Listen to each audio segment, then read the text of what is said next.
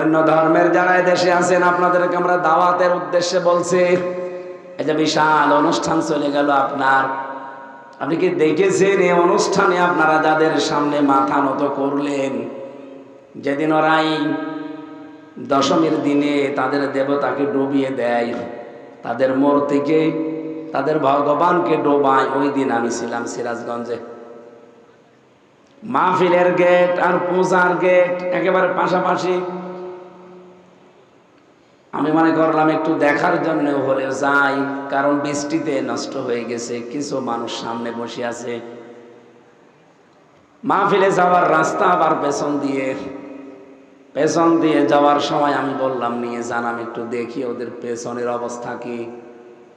পেছনে তাকিয়ে দেখি সামনের দিকে যারা 8টা-10টা হাত নিয়ে দাঁড়িয়ে আছে, কেউ দাঁড়িয়ে নেই, ওর সব পেছনে বাঁশ দিয়ে খাড়া করা, একেবারে জায়গা মতো বাঁশ দিয়ে খাড়া করে দিয়েছে। দৃশ্যটা অনেকক্ষণ ধরে দেখলাম, সামনে আসলাম, এসে দেখি যাদের জায়গা মতো বাঁশ দেওয়া ঠিক, তারা 8টা-10টা হাত নিয়ে পা নিয়ে এভাবে তাকিয়ে আছে। বলেন তো, যার নিজের জায়গা মতো বাঁশ না দিলে দাঁড়াতে পারে না, তার সামনে মাথা নত করে কোনো বিবেকবান মানুষ? আপনারা কি করছেন? কোরআনে কারিমে আমার আল্লাহ জানিয়েছেন, ইন্নাল্লাযীনা তাদউনা মিন দুনিল্লাহি ইবাদুন আমসালুকুম। নিশ্চয় যারা আল্লাহ বাদে অন্য কাউকে ডাকো, ওরাও আমি আল্লাহর আর একটা সৃষ্টি। তোমরা যেমন আমি আল্লাহর গোলাম, ওরাও আমার আর একটা গোলাম। কথা বলেন ঠিক কিনা?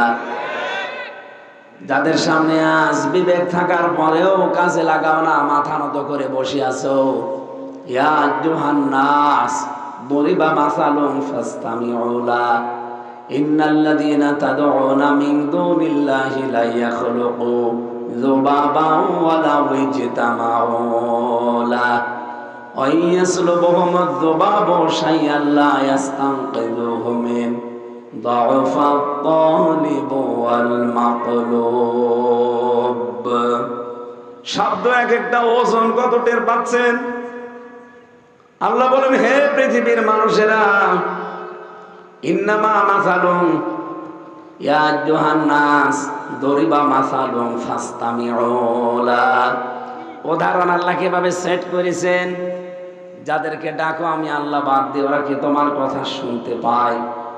এমনকি মশা মাছি যদি নাকের উপরে বসে পায়খানা করে, তাও তাড়াতে পারে না।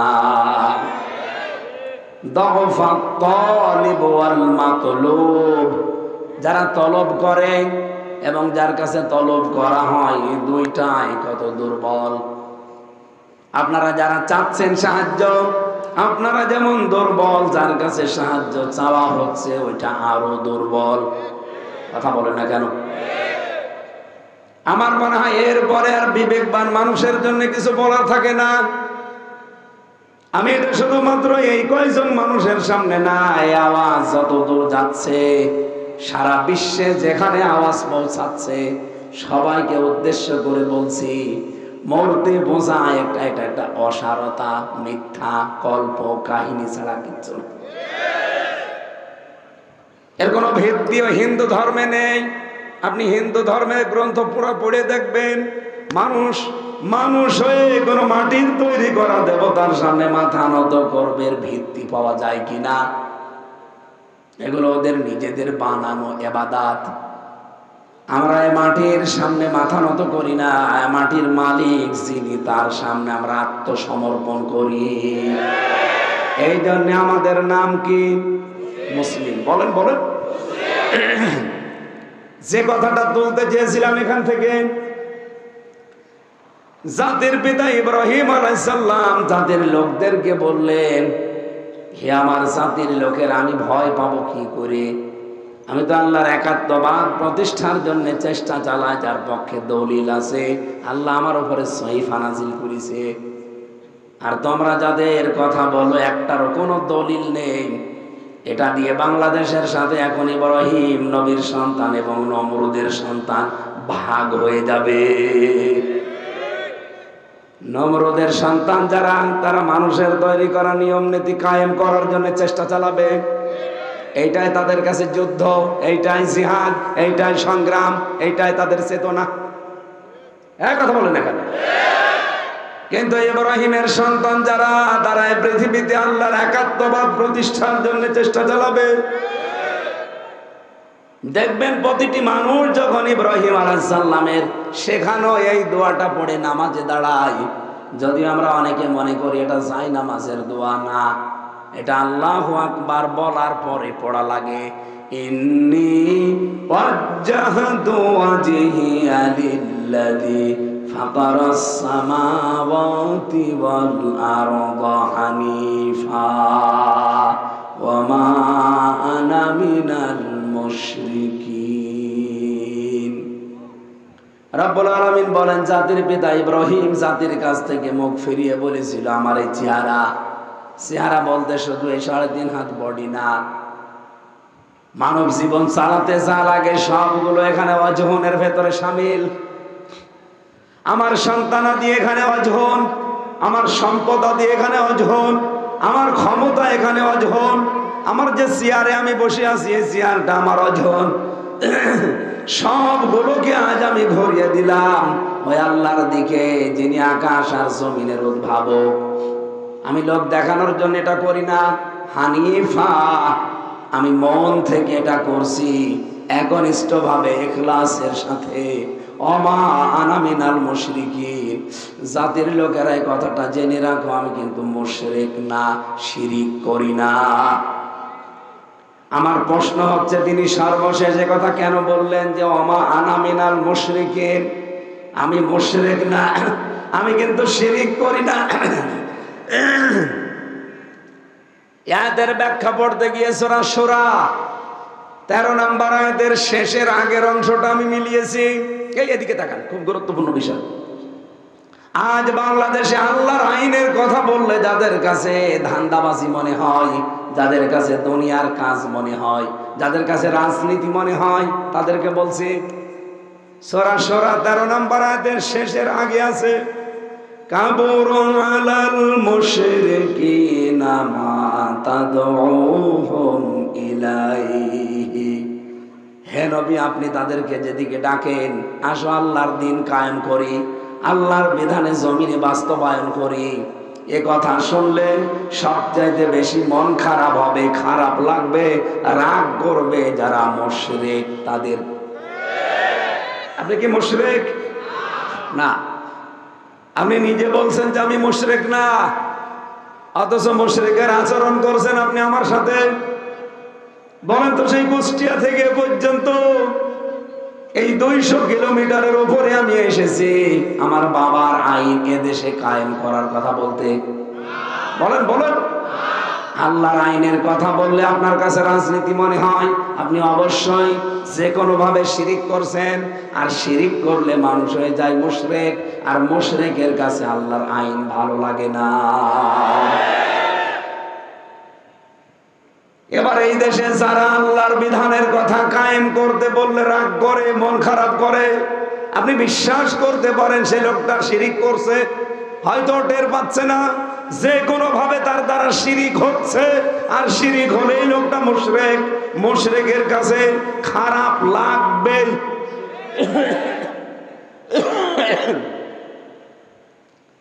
আপনাকে দিয়ে আল্লাহ দিন কায়েমের কাজ করায় না কেন জানেন? এদের পরের অংশে আছে, আল্লাহু ইয়াজতাবি ইলাইহি মাইয়াশা ওয়া ইয়াহদি ইলাইহি মাইয়ুনিব। আল্লাহ পাক বলেন, আমি যাকে ইজতেবা করি, ইজতেবা মানে নির্বাচিত করা, মনোনীত করা, পছন্দ করা, নির্বাচন করা। আমি আল্লাহ যাকে নির্বাচন করি, মনোনীত করি, পছন্দ করি, যাকে আমার ভালো লাগে, এই লোকটাকে আমি আল্লাহ আমার দিন কায়েমের কাজে লাগিয়ে দেই। কেন লাগাই? ইয়াহদি ইলাইহি মাইয়ুনিব। যে লোকটা মন থেকে আমি আল্লাহর দিকে ফিরে আসতে চাই, তার এই ফিরে আসাটা আমি দেখি ও কি লোক দেখানোর জন্য আসে না আমি আল্লাহর জন্য একনিষ্ঠ ভাবে আসে। এইটা দেখার পরে ওকে আমি একনিষ্ঠ ভাবে দিন কায়েমের কাছে লাগিয়ে দেই। বাংলাদেশে এখন 4,20,00,000 মানুষ সরাসরি বলছে আমরা এদেশে আল্লাহর বিধান কায়েম করতে চাই। আর 3 কোটি মানুষ তারা এখনো গোপনে আছে, এখনো ওপেন না। সব মিলে আমি একটা রিপোর্ট পেয়েছি 7,20,00,000 মানুষ এখন আল্লাহর আইনের পক্ষে। কথা বুঝতে 18 কোটির উপরে মানুষ, 7,20,00,000 বাদ দিলে এখনো কত মানুষ আছে আপনি বলেন? এই বাংলার জমিনে এখনো এতগুলো মানুষ যে কোনো ভাবে শিরিক করছে। শিরিক করলে মানুষ মুশরিক হয়ে যায়, আর মুশরিকের কাছে করছেন কালো আল্লাহর আইন ভালো লাগে না। এবার আপনি মিলিয়ে নেন আপনার সাথে, নাকি নাম ধরা লাগবে? আল্লাহর বিধানের কথা বললে আপনার কাছে রাজনীতি মনে হয়, আপনি উঠে চলে যান। আরে এই স্বভাব তো আবু জেহেলের, কারণ ও শিরিক করতো, ও ছিল মুশরিক। ও কিন্তু বলতো আল্লাহ একজন আছে, ওটা আমি জানি। কাবা শরীফ আল্লাহর ঘর, ওটাও জানি। এজন্য বদরের ময়দানে যাবার আগে কাবার গিলাফ ধরে ও কেঁদেছিল। ওর জীবনী পড়ে দেখেন, কাবার গিলাফ ধরে কেঁদেছে, কাবার মালিক তুমি আসো আমি জানি। মুহাম্মদের বিরুদ্ধে যাচ্ছি যুদ্ধ করার জন্য বদরের ময়দানে, সত্যের পক্ষে যে আছে তাকে তুমি বিজয় দিও। ওর দোয়াও কবুল হয়ে গেছে, কারণ ও তো সত্যের পক্ষে ছিল না। সত্যের পক্ষে যে ছিল আল্লাহ তাকে বিজয় দিয়েছে, ওর দোয়াও কবুল। বলেন আবু জেহেল আল্লাহ একজন আছে বিশ্বাস করতো না? আমি কি এটা বানাচ্ছি? কোরআনে কারীম জানিয়েছে ওয়ালা ইন সালতাহুম মান খালাকাস সামাওয়াতি ওয়াল আরদা লা ইয়াকুলুন্নাল্লাহ ইলা আখির আয়াত। কোরআনে কয়েক জায়গা আল্লাহ এরকম আয়াত দিয়েছেন। হে নবী, আপনি যদি ওদেরকে জিজ্ঞাসা করেন আসমান আর জমিন কে বানিয়েছে, ওরা গ্যারান্টি দিয়ে বলবে আল্লাহ বানিয়েছে। লা ইয়াকুলুন্নাল্লাহ লামে তাকিদ নুনে সাকিলা। আবু জেহেল পর্যন্ত গ্যারান্টি দিয়ে বলেছে আল্লাহ বানিয়েছে, কিন্তু আর আল্লাহর পাশাপাশি অন্য কাউকে ওই রকম মনে করত, এই জন্য ওরা মুশরিক। শিরিক কাকে বলে এক কথায় জবাব দিচ্ছি, আল্লাহ যেটা পারে এটা অন্য কেউ পারে এই কথা বিশ্বাস করার নাম শিরিক। আর শিরিক যে করে সে মুশরিক। এ বাংলা বোঝা যাচ্ছে? বলেন এ পৃথিবী বানিয়েছে কে? আবু জেহেল এটা বলতো না? বলতো না? বলতো। কিন্তু নবীজি যখনই বললেন আলাহুল খালকু ওয়াল আমরু, এই জমিন আল্লাহ বানিয়েছে, এখানে আইন চলবে আল্লাহর, তখনই ও বলেছে না ওইটা আমি মানি না, ওইটা রাজনীতি। আমার মনে হয় বাংলাদেশে এখন অনেকেই আবু জেহেলের ভূমিকায় অবতীর্ণ হয়ে গেছে। আমি নাম ধরলেও ধরতে পারতাম। এখন বহু আবু জেহেল এখন আমরা দেখতে পারছি। বলে আকাশ বানিয়েছে আল্লাহ, জমিন বানিয়েছে আল্লাহ, কাবা ঘর আল্লাহর, কোরআন শরীফ আল্লাহর।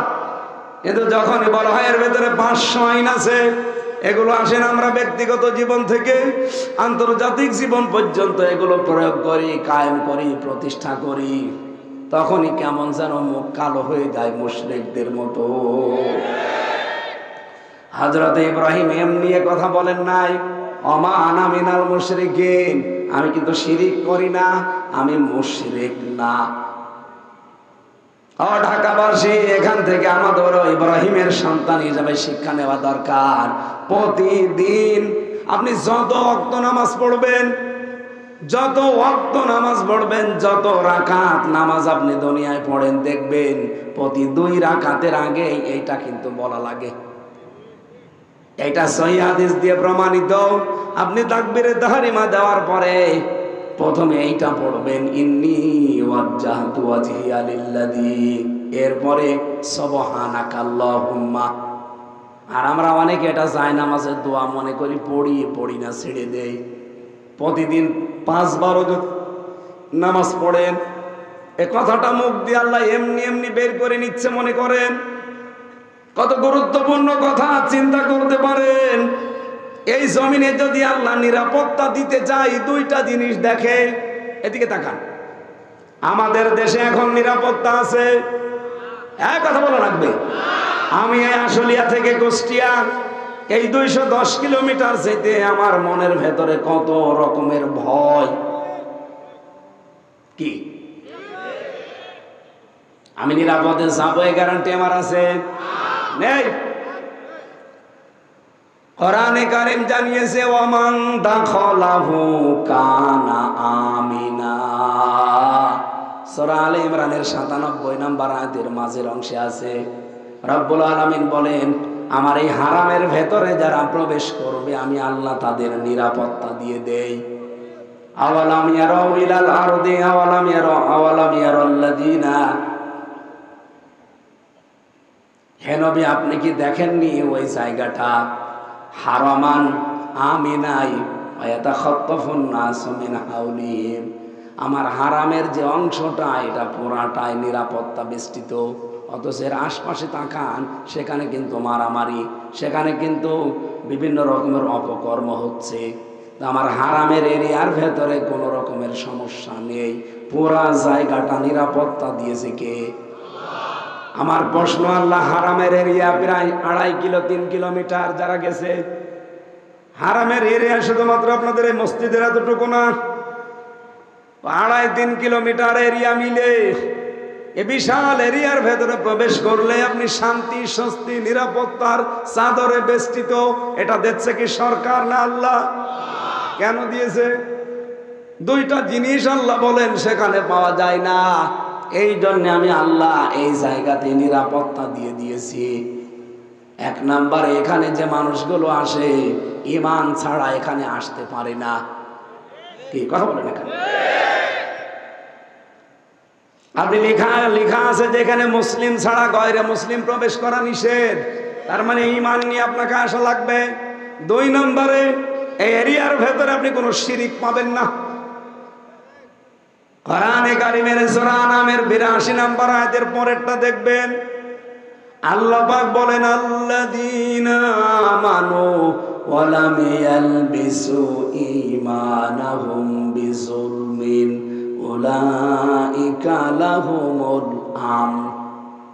যারা ঈমান আনার পরে তাদের ঈমানের সাথে জুলুম মিশ্রণ করে না, এখানে জুলুম মানে শিরিক, তারা জুলুম এবং শিরিককে তাদের ঈমানের সাথে মিশ্রণ ঘটায় না, উলাইকা লাহুমুল আমন। আল্লাহ মনে হচ্ছে এইভাবে করে দেখাচ্ছে যে এই মানুষগুলোই নিরাপত্তার হকদার। আমার প্রশ্ন হচ্ছে, বাংলাদেশের 56,000 বর্গ মাইল কি কাবা শরীফ? বলেন বলেন।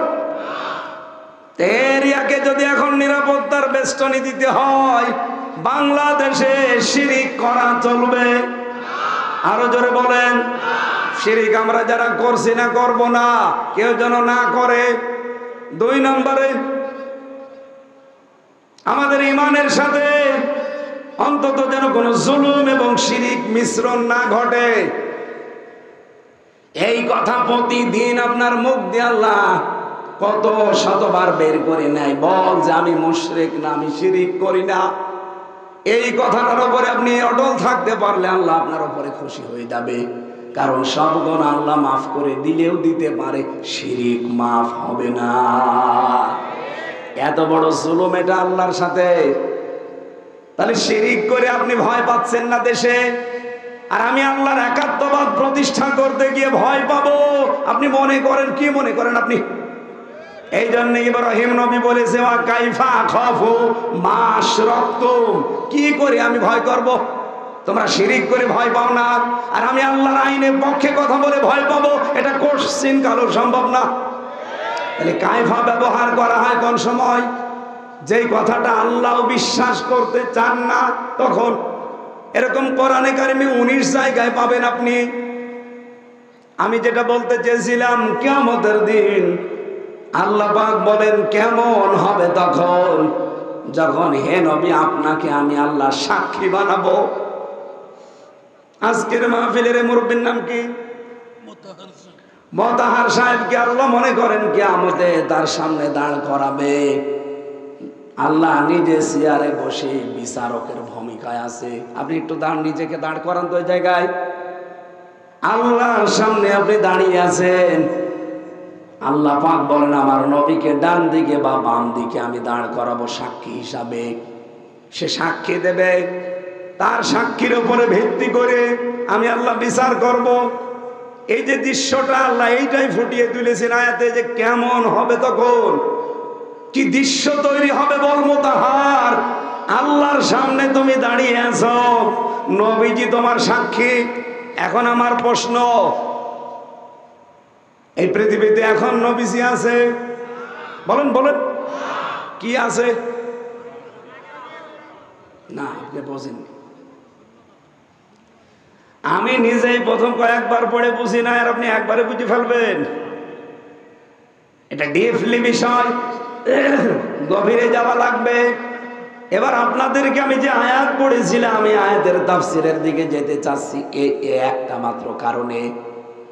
আমি আগে চারটা একটু বলে নেই, টাচ দেই। নবীজিকে আল্লাহ সাক্ষীদাতা, সুসংবাদদাতা, ভীতি প্রদর্শনকারী, ডাক নেওয়ালা এবং উজ্জ্বল প্রদীপ করে দুনিয়ায় পাঠিয়েছিলেন।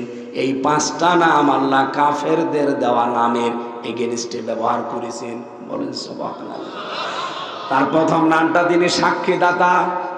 যেহেতু তিনি এখন নেই, সাক্ষী দেওয়া লাগে দেখে দেখে। যদিও আমাদের দেশে অনেকে না দেখেও সাক্ষী দেয়। 15.5 বছরে দেখেননি, সাক্ষী দিয়েছে 71 সালের, ওর জন্ম হচ্ছে 75 সালের। আমি কি বেশি বলছি? আল্লামা সাঈদী রহমতুল্লাহ আলাইহি ওনাকে যে ধর্ষণ মামলাটা দিয়েছিল, মামলা তো অনেকগুলো তার নামে। এই ধর্ষণ মামলায় যে মহিলাকে সাজিয়েছে ওরা, অ্যাডভোকেট তাজুল ইসলাম, এখন যিনি আন্তর্জাতিক অপরাধ ট্রাইব্যুনালের প্রসিকিউটর, উনি ওনাকে জিজ্ঞাসা করছে, মা আল্লামা সাঈদী আপনাকে ধর্ষণ করেছে? জি। আপনার জন্ম কত সালে? 1975 সালে। উনি ধর্ষণ করেছে আপনাকে 71 সালে, আর আপনার জন্ম 1975 সালে। ওটাকে রুহের জগতে। উনি ওই দিনই বলেছিলেন, মাননীয় বিচারক, মাননীয় আদালত, আপনি একটু দেখেন তো মেলে কিনা। বিচারপতি তো কালামানিক, বিসি উড়ে গেছে। এমনি তো বিসি ওড়ে নাই। এই শয়তান ওই দিন বলেছিল, না সাক্ষী যাই হোক না কেন, রায় সব বানানো আছে। এই চলছিল। সাক্ষী দেওয়া লাগে দেখে দেখে, না দেখে সাক্ষী হয় না। অথচ আমার মামলারও 4 জন সাক্ষী ছিল, আমি একটাকেও জীবনে দেখি নাই, তারাও আমাকে দেখে নাই। আন্দাজে আগস্টের 5 তারিখের আগে তো কিছু বলতে পারি নাই। 5 তারিখের পরে একবার যে বললাম যে দাদা হিন্দু, গৌতম মিষ্টি বিক্রি করে, যে একদিন বললাম দাদা সাক্ষী তো দিলেন আদালতে আমার বিরুদ্ধে, যে এ হচ্ছে বাংলাদেশে কি আনসারুল্লাহ বাংলা টিমের প্রধান। সত্যি করে বলেন তো, আনসারুল্লাহ বাংলা টিম আপনি কিছু বোঝেন? বোঝেন না। আপনি আমারে দেখেছেন কোনোদিন? না। কিভাবে কি বললেন? যে আমারে টাকা দিয়েছিল আর বলেছিল এটা বলবি, বলে দিয়েছি। এই ছিল সাক্ষী। কিন্তু মোতাহার সাহেব যখন আল্লাহর সামনে দাঁড়াবে, আল্লাহ নিজে বিচারপতি, যে সাক্ষীটা আল্লাহ হাজির করবে। এখানে যেহেতু রসুলের নাম আছে, রসুল তো আমাদের কাছে নেই, মোতাহারের কাছেও নেই, সাক্ষী দেবে কি করে? বলেন। আমি আলেমদেরকেও বলছি, বলেন তো দেখি সাক্ষী দেবে কি করে? সাক্ষী তো দেয় সেই লোকটা যে দেখে।